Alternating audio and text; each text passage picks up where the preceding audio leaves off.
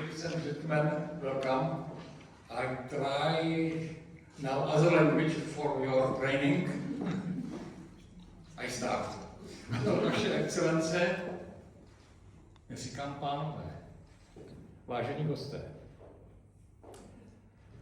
Je mi velkou ctí přivítat vás dnes na konferenci věnované tématu, které je v dnešní Evropě mimořádně aktuální.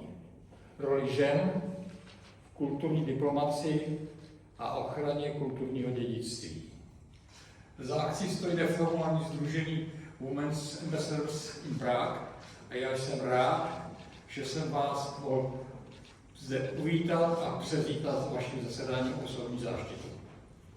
Your Excellencies, distinguished guests, it's a great honor for me to welcome you to this conference dedicated to a topic which is extremely important in today's Europe. It's the role of women in cultural diplomacy and the protection of cultural heritage. The informal association Women Ambassadors in Prague is behind this event, and I was very pleased to have the opportunity to accept the patronage over this event. Don't worry, the same language like Czech.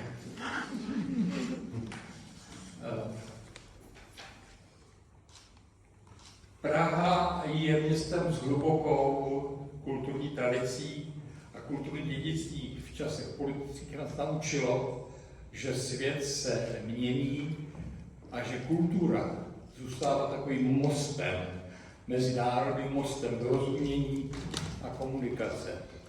Není to tedy, ta kulturní diplomacie není jen tradic nebo národní značky, ale je to především nástroj porozumění a budování důvěry mezi lidmi. Prague is a town with a deep historical experience. We know that culture can be very fragile because of political and also security-related turbulences. At the same time, we know that culture is a bridge between states, nations, and individuals. And cultural diplomacy is not only a representation of traditions, national brands, but also an important instrument of understanding, dialogue, and building trust. Role žen v této oblasti je nezastupitelná. Ženy diplomatky, odbornice, lídryně přinášejí do veřejného prostoru citlivost, schopnost propojovat a hledat konsenzus. A to v dnešní době, kdy tak Evropa čelí mnoha krizím a stává si býti velmi složitou životu, je tato schopnost žen velmi důležitá. The role of women in this area is irreplaceable. Women diplomats, experts, community leaders, and also protectors of cultural values bring sensitivity into public space. Also the ability to connect and seek consensus. At a time when Europe is facing various crises and new challenges, this ability is especially important. Děkuji vám za vaši práci a za vaši přítomnost zde a za to, že posilujete evropskou spolupráci právě i prostřednictvím kultury. I would like to thank you for your work, for being here today, and also for strengthening European cooperation, especially by working in this area in culture. No a nakonec se musí říct něco povzbuzujícího, takže přeji vám inspirativní diskusy, otevřenou výměnu zkušeností a pevné další partnerství mezi Prahou a diplomatickým sborem. To conclude, I would like to say something positive, something encouraging. So I would like to wish you an inspirational discussion, an open exchange of experience, and also a firm continuing partnership between Prague and diplomatic corps. Welcome. Thank you.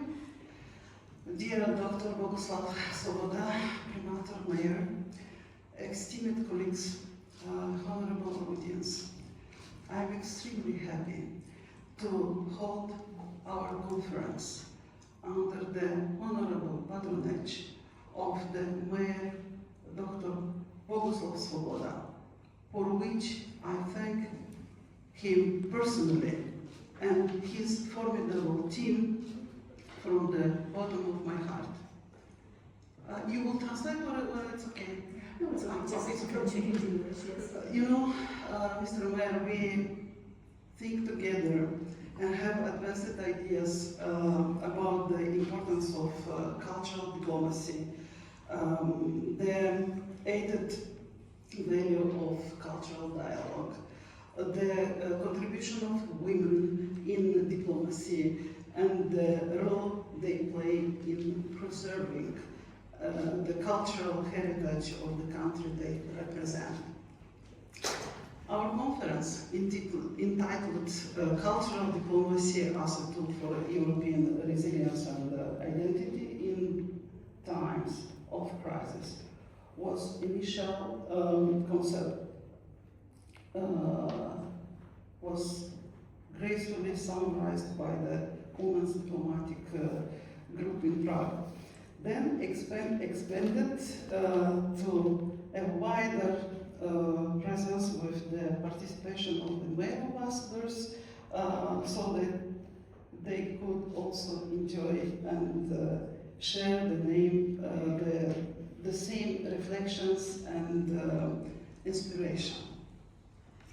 So our conference is taking place in the hall that perfectly reflects the theme of cultural heritage.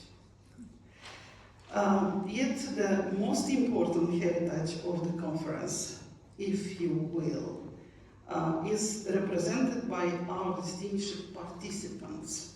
I would like to thank the co-chairwoman of the Women Ambassadors Group here in Prague, the Ambassador of Canada and Spain, for supporting the idea, the City Hall team for the implementation, the panelists, the Ambassador of Canada, Romania, and Moldovan experts, Constanza, Victoria, and of course the representatives of the Czech Ministry of Foreign Affairs, Mrs.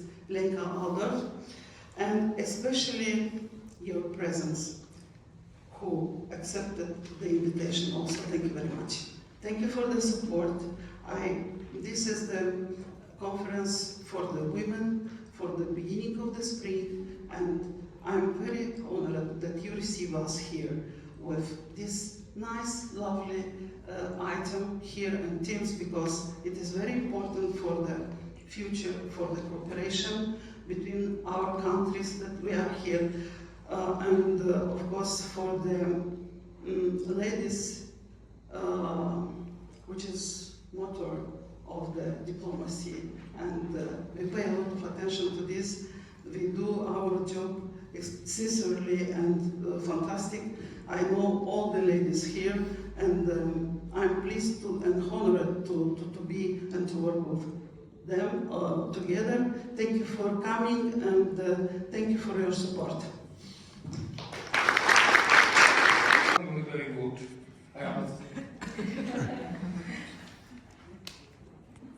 Thank you. The world's understanding of peace. Baroness Berta von Suttner. Born Countess Kinsky in 1843, she grew up surrounded by the vibrant culture and intellectual spirit of the city, which would inspire her for her lifelong dedication for humanity. Berta von Suttner was no formal diplomat, and she lived in a time when women had no right to vote, neither to sit at a political table. Yet she became one of the most influential voices for peace in modern history. Her 1889 novel, Lay Down Your Arms, was a passionate call to end war, reaching readers across Europe and inspiring a generation of pacifists. Beyond her writings, she was a driving force behind the creation of the Permanent Court of Arbitration at The Hague, helping to establish one of the first international mechanisms of resolving conflicts peacefully.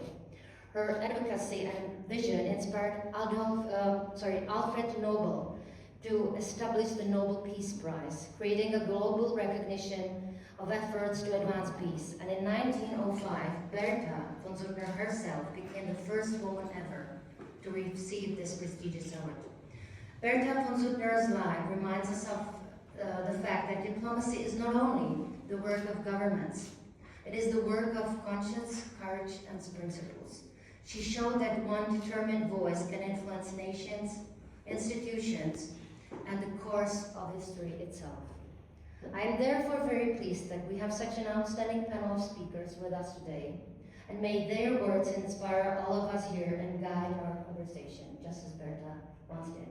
Thank you, and please, again, join me in welcoming our speakers. And I will just give the word right over to start the first panel to Her Excellency, Mrs. Markham. I don't know, we need a microphone? Yes. So I will continue. I start with Mr. Mayor. Of course, it's a pleasure and an honor that he was with us, and it was very nice introduction of Mrs. Zuzana about the ladies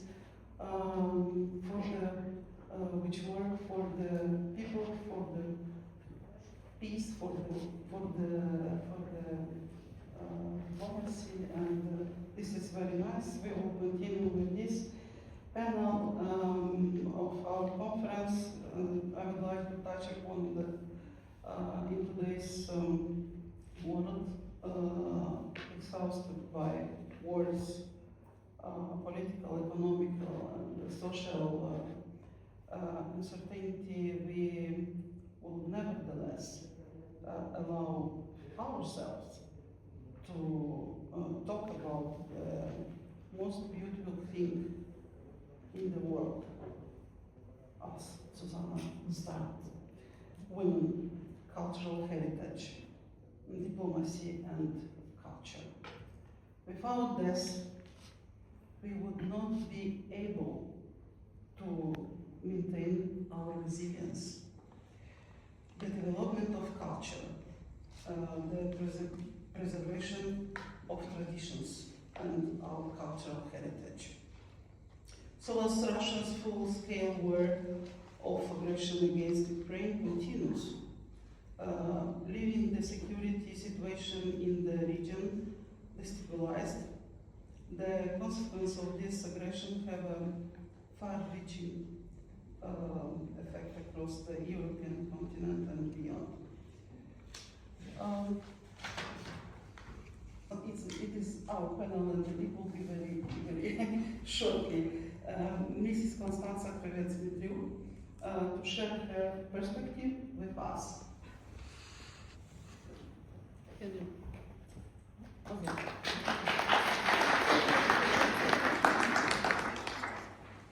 Your Excellencies, distinguished guests, my name is Constanța Creveț-Mitriu, and I work in the field of community development through cultural promotion, women's empowerment, and social cohesion. I acquired my experience during my studies and work in the Netherlands for 5 years, then later at an international organization based in Austria, and currently I work in Moldova at the Alliance of Hometown Associations. This alliance brings together community associations in 105 villages and towns across Moldova, and their main role is actually to contribute to the development of local communities while preserving the cultural values that actually shape their identity. And in the context of the war in Ukraine and the ongoing crisis in Europe and in the Middle East, I want to reflect on the role of culture as an infrastructure of resilience, that, and also as a means of consolidating actually the idea of identity beyond borders. Because European cultural diplomacy at the European level goes hand in hand with people diplomacy at the local level, which together shape international relations and can create a richer, stronger and more resilient Europe. And as I will emphasize later, women play a very meaningful part in this process. I think... Excellencies, dear guests, good evening. My name is Victoria Donu, and before introducing my role, I would like to start with something simple. I am a woman who left her home country many years ago, carrying with her a language, songs, memories, and traditions that shaped who I am today. Like many people who move across borders, I arrived in the Czech Republic with a suitcase, but also with an invisible luggage, my cultural heritage. The music I grew up with, the stories from my parents, The tradition passed down in families, sometimes in the form of objects, carry deep meaning. In Moldova, traditional costumes, the ye, the embroidered blouses and garments many of us inherit from our mothers and grandmothers, are not just beautiful pieces of clothing. They are stories woven in fabric. Each pattern reflects a region, a family, a history. When members of our community wear them during cultural events in the Czech Republic, we are not simply presenting folklore. We are bringing a living heritage into the present moment. Over time, I realized something very important. Migration does not mean losing identity. It means learning how to share it. This realization is what eventually led me to found Moldovan.cz, the first platform dedicated to connecting and representing the Moldovan community in the Czech Republic. But Moldovan.cz was never only about diaspora community. From the beginning, it was about building bridges. Thank you very much. Yes, so Your Excellencies, thank you so much for having me here this evening. Hello, friends. Thank you so much, first of all, to Gabriela for organizing this, for giving me the floor, giving me a microphone. Those who know me know I love that. Thank you to our host, the Mayor of Prague, and to his team who've helped us all. And thank you everyone for being here. As I look around the room, I see my colleagues from other embassies, and I'm reminded that diplomacy is, above all else, a human craft. It's about how we choose to see one another, hear one another, and show up for one another, especially when the world feels fragile.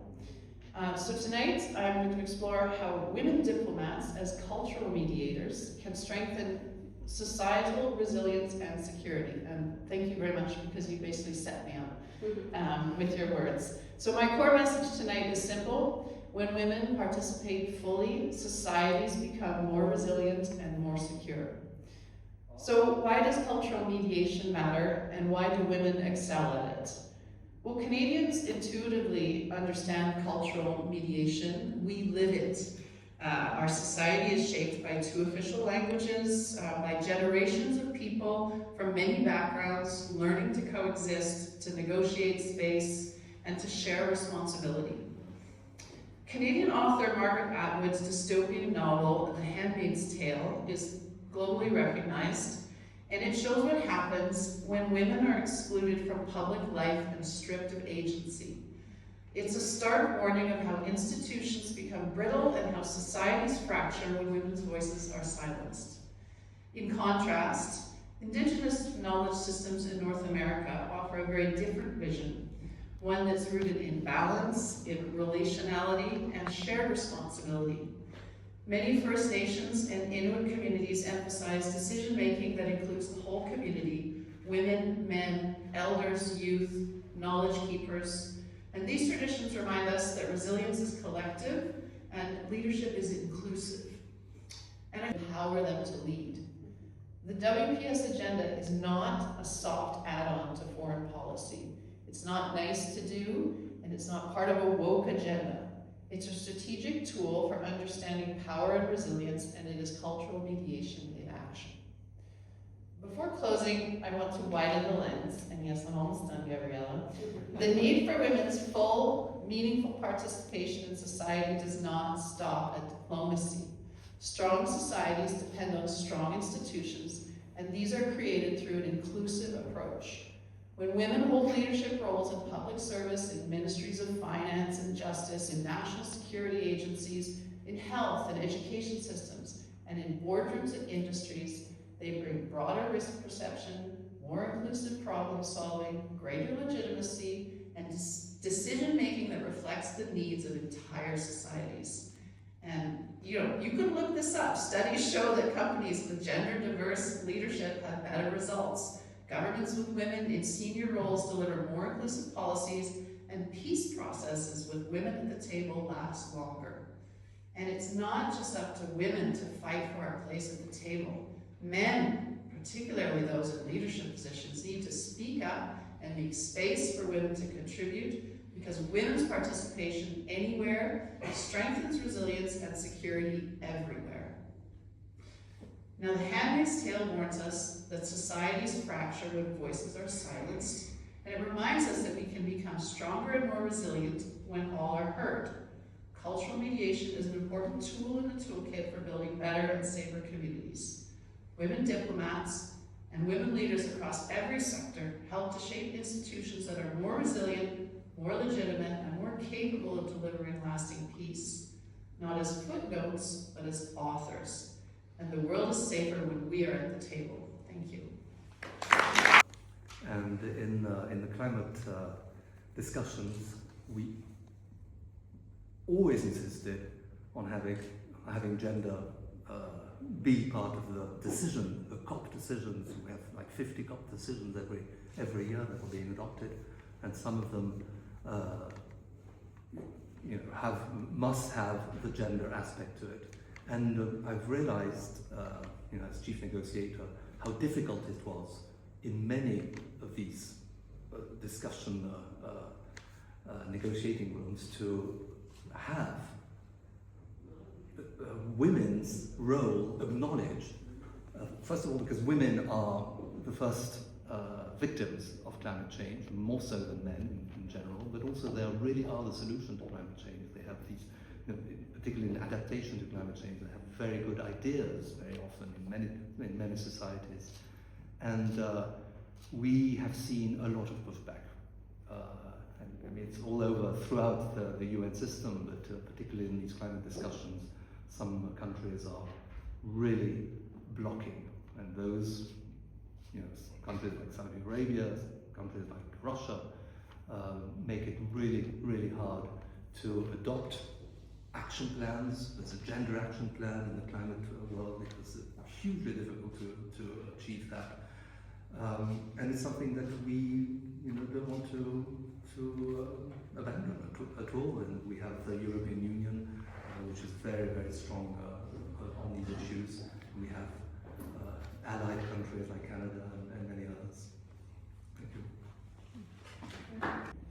Thank you very much. Thank you, Gabriela, so much for this inspiring initiative and a successful one. I'm very glad to join this panel after really so inspiring interventions. I will try to keep short and tackle a few aspects, and one of them is the power of women's collective action and how it's translated here in Prague. I had the honor and the great pleasure to chair the group of women ambassadors here in Prague for 2 years. The group now is in the very competent hands of Emily, my colleague from Canada, and our colleague from Spain, Maria. For 2 years, while I led this group, I saw the real power of our collective action. I think it has been said already, and I really believe in this. Women diplomats often serve as bridges between societies, cultures, and generations. And we bring a different sensibility to the table, we bring different perspective, but also a lot of strength, commitment, creativity, capacity to work hard. Yes. And to create bridges of communication. What I think we have managed to do here in Prague as women ambassadors, we try to engage with a wide range of stakeholders from cultural, political, economic, social field.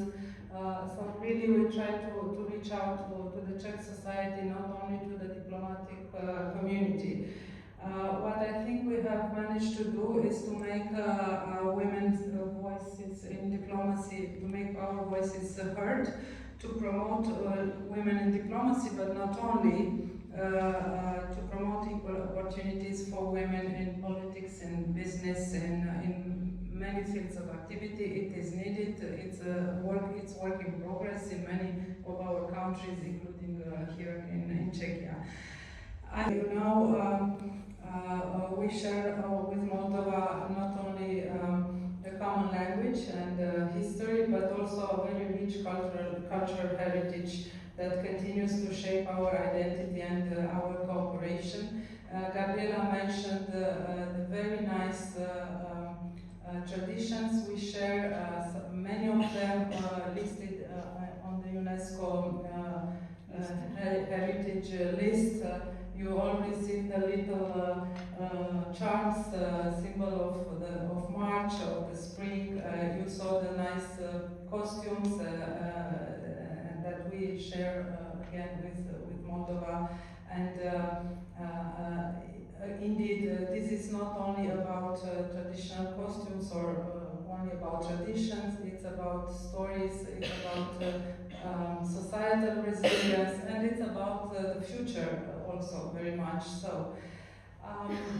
I would also like to briefly mention the fact that cultural heritage is also part of our wider bilateral relations in general, and in the case of Romania, with part of our bilateral relations, cooperation with this country, with the Czech Republic, because, as I like to say, we have our headquarters in one of the most beautiful Baroque palaces in Prague, and this is a symbol of our very close cooperation with then Czechoslovakia in the interwar period, where relations were so close, and when Romania bought this beautiful palace, so it's a property of Romanian state, but of course it's here in Prague.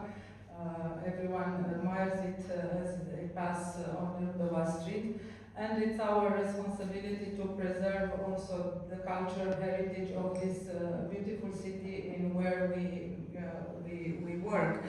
And for their support, for their friendship, and for their involvement in the collective action of women in diplomacy. I think women in diplomacy significantly contribute to preserving identity, fostering resilience, and serving as agents of dialogue and agents of change in our societies. As Queen Mary of Romania said, women have the rare gift of keeping the world together, even when everything seems to fall apart. Thank you. I had a question to maybe all the panel members. What can we do to engage those who don't believe in this much more? And then the question is maybe also to direct it from your countries and your background. So what has worked in Canada, for example, to engage men who may not believe in the power of women, and then have those men at the table? And it exactly goes the same for Moldavia and Romania.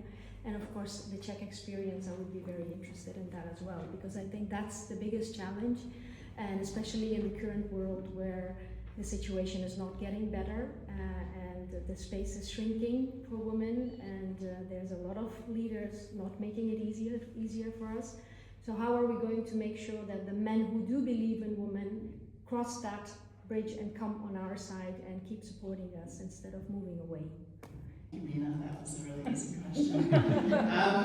I think actually, but you're hitting kind of right in the point of cultural mediation too, and the questions I was saying where empathy is analytical. This comes back to my anthropological background. It's really about kind of getting into the head of the person that you're trying to convince. You know, it's also a negotiating tactic. If any of you have ever taken part in bilateral or multilateral negotiations, you know, you need to understand what the other side wants, what they're trying to do, how they think. So that's really where cultural mediation is a useful tool here and can perhaps help advance this, is just, you know, it's finding the open door, understanding a little bit what the perspectives are of the person that you're engaging with, you know, and I think women are very skilled at taking on different identities too, to match the situation and building trust in that way.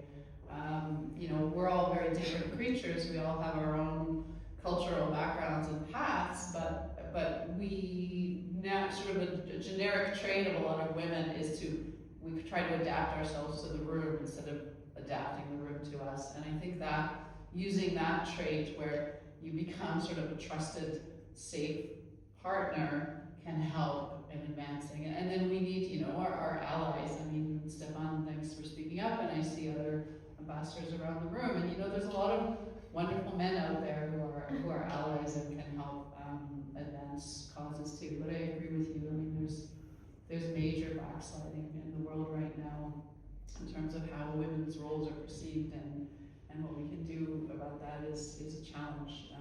So I don't have the answer, but I think cultural mediation is a tool. Yeah, of course, no easy answer and no perfect solution, I think, in any of our countries.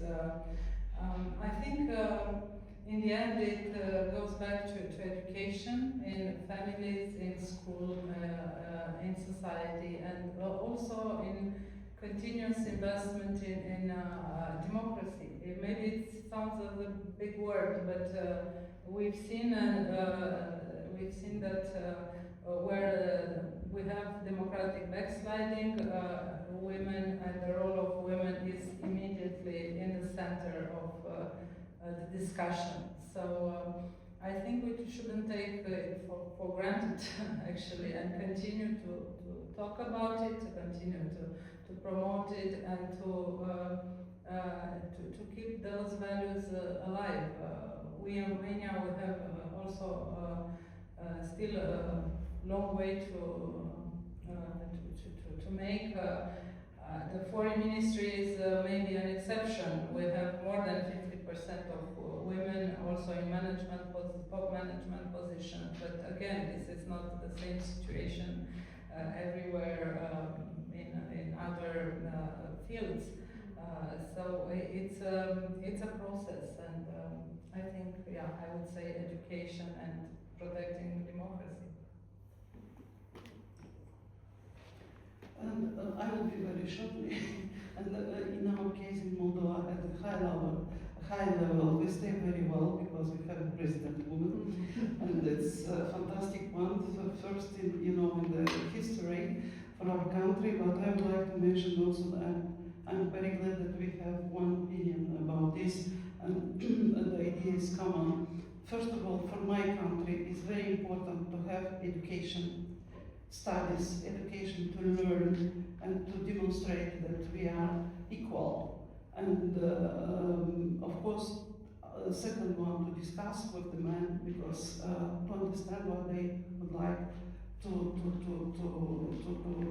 like answer for the life, for the common traditions from the common society, like that. And the third, it's to preserve and to promote the women in a lot of professionals and to demonstrate that they are equal, like men in the career, in the profession. And I think the cornerstone is in my country is to promote the young generation like me today. They spoke about my country, and like we do today, we promote and we preserve the fantastic colleagues, women in diplomacy, in culture, and like a milk of the mother, to transmit from the generation to generation this love for women, this important role of her, and everything will be okay.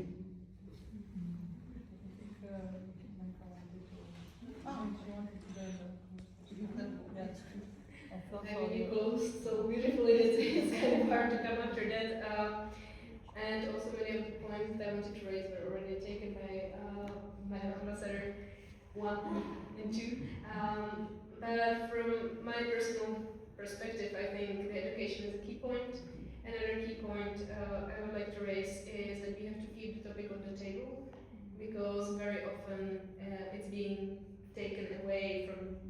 conversation as if everything is well, all has been achieved.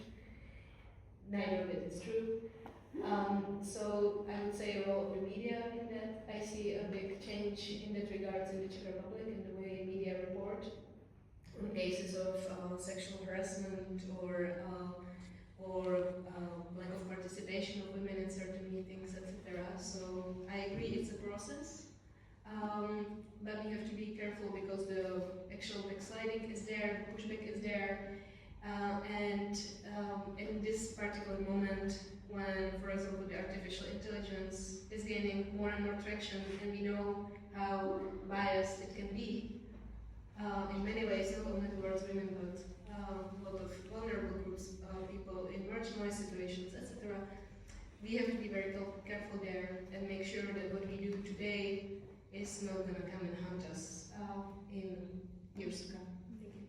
Honor, please, your moment now. Please share with us the system of UNESCO and in this whole story. Thank you. Excellencies, ladies and gentlemen, it is my honor to address you as this evening's closing speaker, and I shall endeavor to be both concise and worthy of your continued attention, because what I'm about to speak about is at its heart joyful, the living traditions that make us who we are. We gather a couple of days after the International Women's Day, and as I reflect on Czech intangible cultural heritage, I am struck again and again by how much of it survives because of women. I will return to that thought through these remarks. The Czech Republic joined the 2003 UNESCO Convention for the Safeguarding of Intangible Cultural Heritage in 2009. Today, with 185 states parties, this convention stands as one of UNESCO's most embraced instruments, a shared affirmation that living heritage matters as much as monuments and buildings.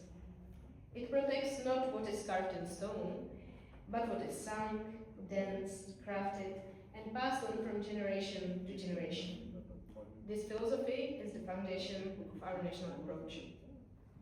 Over the past 2 decades, the Czech Republic has built a comprehensive community-driven system for safeguarding this heritage. 4 pillars hold it up.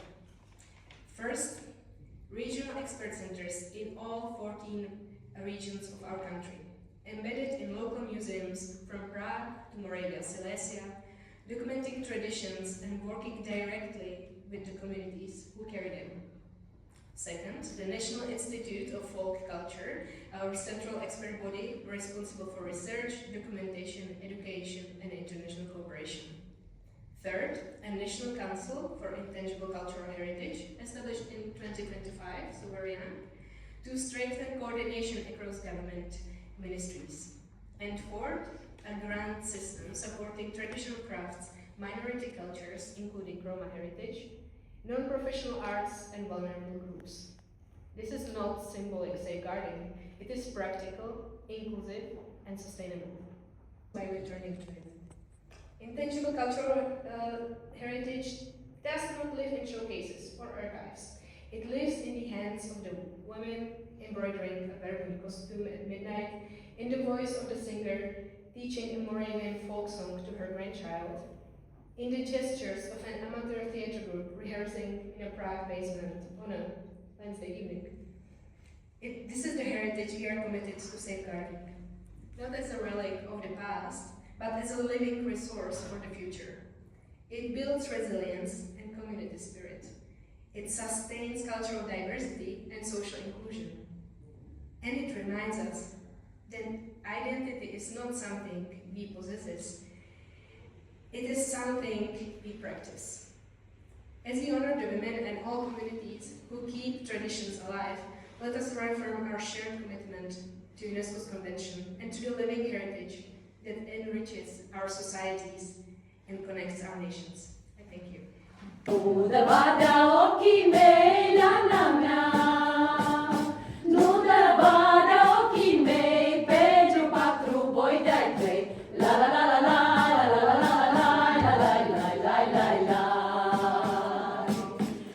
de bare gura mea pe toate